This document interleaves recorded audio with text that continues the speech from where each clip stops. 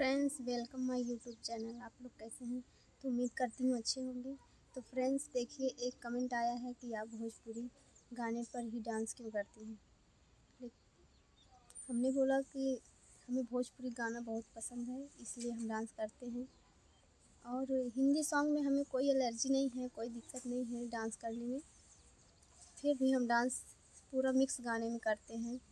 भोजपुरी, हिंदी और बॉलीवुड जैसे भी हमें पसंद आते हैं गाना, वैसे में हम डांस करते हैं। तो फ्रेंड्स, आप सबको अगर हिंदी पसंद है तो हम हिंदी आज से करेंगे। और जिसको जिसको इस वीडियो में कमेंट करिए और प्यारा प्यारा, और हम ज़रूर आपकी पसंद का सॉन्ग का डांस करेंगे।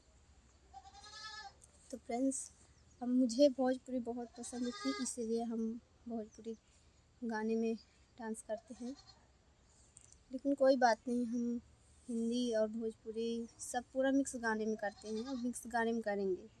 अगर आपको जो गाने पसंद हैं तो उसमें कमेंट ज़रूर करना, हम करेंगे।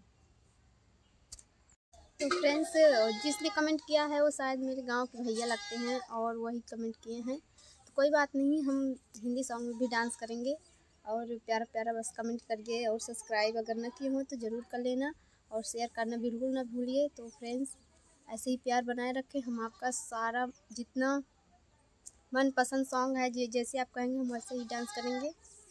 Bye bye.